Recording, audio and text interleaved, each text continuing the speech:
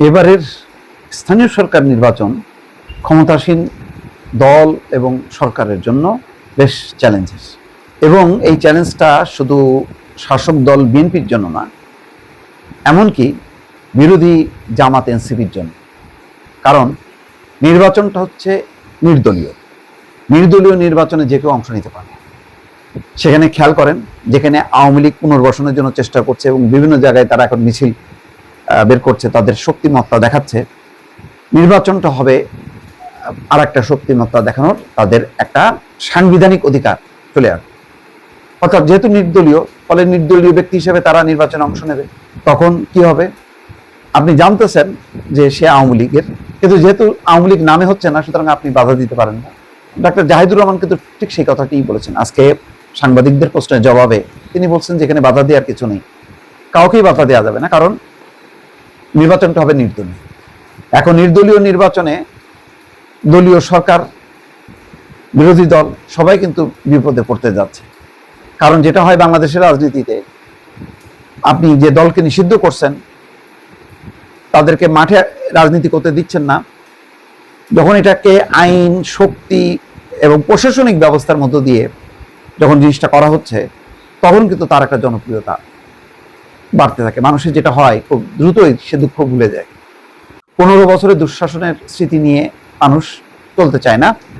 মানুষ দেখে যে বর্তমানে সে যদি দেখে যে না, সরকার তো ভালো চলছে না, সরকারের আইন শৃঙ্খলা তো ঢিলাঢালা, জিনিসপত্রের দাম তো বাড়ছেই, পরিবর্তনটা কোথায়? পরিবর্তনটা খুঁজে পাচ্ছে না। কিছু কিছু পরিবর্তন গুণগতভাবে রূপান্তর ঘটেছে, কিন্তু সেইটা নিয়ে আমি যেটা বলেছি যে সরকার তার পারফরমেন্সটা দেখাতে পারছে না।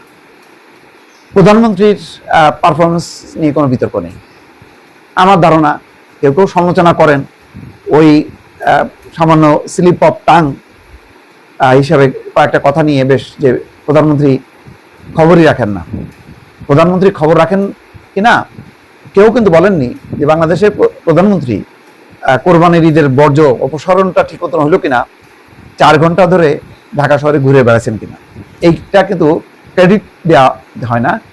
কোথায় কোন কাজী নজরুল ইসলাম প্রসঙ্গে বা অন্য একটা বিষয়ে কি ভুল তথ্য দিলেন, এটা নিয়ে হয়েছে। যাই হোক, বিষয়টা হলো এই নির্বাচনটা অবশ্যই বেশ চ্যালেঞ্জের হয়ে যাবে। কারণ দলে দলে আওয়ামী লীগের নেতারা এখন নির্দলীয় আবরণে, তৃণমূলে, বিশেষ করে তৃণমূলে তারা তাদের শক্তিটা দেখাবে।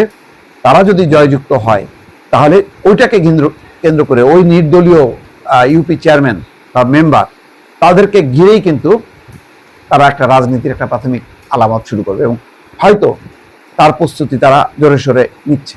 ফলে এটা এক ধরনের, আমি বলবো যে শুধু জামাত বা এনসিপি যদি মনে করে সরকার বেকায়দায় পড়লো না, এটা বর্তমান 5ই আগস্ট যেই গণঅভ্যুত্থানের ফলে তার বেনিফিশিয়ারি বিএনপি, জামাত, এনসিপি সবার জন্য কিন্তু একটা বড় ধাক্কা হবে অথবা চ্যালেঞ্জ হবে। জানি না আওয়ামী লীগও প্রমাণ করতে পারবে সত্যি তাদের যে নেতারা, তারা জনপ্রিয় ছিলেন কিনা।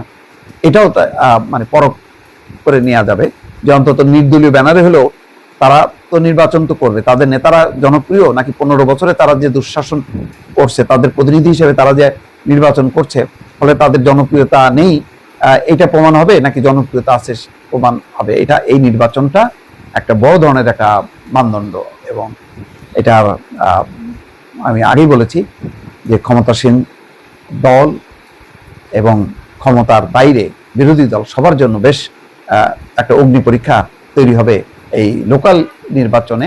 আওয়ামী লীগ সমর্থিত যে প্রার্থীরা কি পরিমাণ তারা জয়যুক্ত হয়।